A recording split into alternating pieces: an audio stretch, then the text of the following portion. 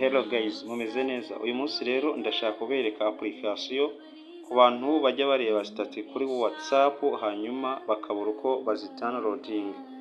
Winjiye kuri WhatsApp yawe ukabona status abantu bashizeho, ikintu ukora ni kimwe.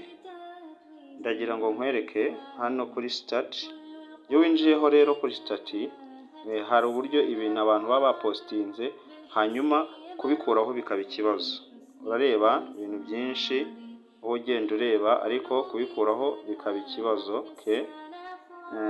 Amafoto, ibintu bigiye bitandukanye. Rero iyo umaze kubireba gutya, dore application uhita winjiramo. Winjire muri iyi application kugira ngo nkwereke. Ujya muri Play Store. Play Store niho dukura ama application. Iyi Play Store dore ngiyi hano. Hari abantu batazi Play Store ngo ni iyihe. Application yitwa Play Store, niho dukuraho application dushaka gushyira muri telefone. Iyo uyinjiyeho rero ikintu ukora ni iki: uza hano hejuru bandikira, usacinga ukandikamo iri jambo connect, hanyuma ukabona iyi application. Urabona ko iyi application ngewe iradownloadinze, iri open, ushobora kuyinjiraho. Iyo usanze utari download ukora install ikajya muri telefone yawe. Hanyuma uyifunguye rero, kugira ngo ubone za site biragusaba ko application uba ufite. Urareba ko ize muri application Phoenix.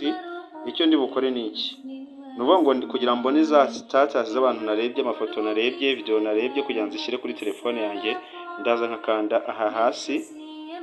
Uri kubona ko maze gukanda aha, kanze mpabereke neza.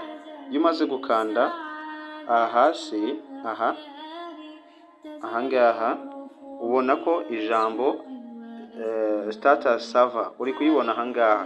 Nuvuga ngo abantu narebeye stati bose, amafoto yabo, video zabo ziriho aha hejuru aha ngaha. Uraza ugahita uhakanda rero. Kanze makande. Iyo uhakanze winjiraho neza ukareba abantu warebeye amafoto. Ureba ko amafoto y'abantu maze kurebera mu kanya ngaya, ndashaka kuyasevinga.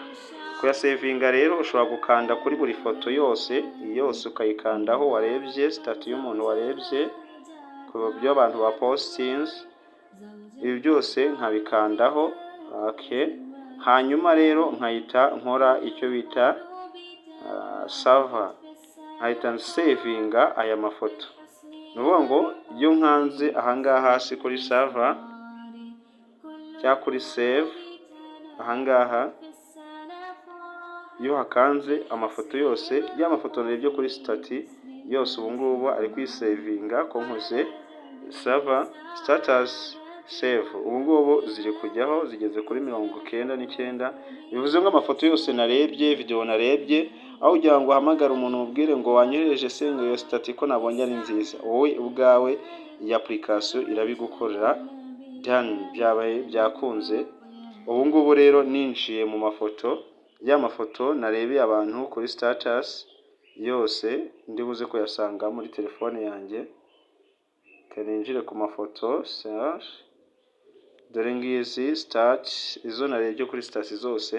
Nuvuga ngo uburyo abantu bose bagiye baposting zose, foto zabo zose ziri ahangaha. Nuko bikorwamo, nta kindi rwose bisaba.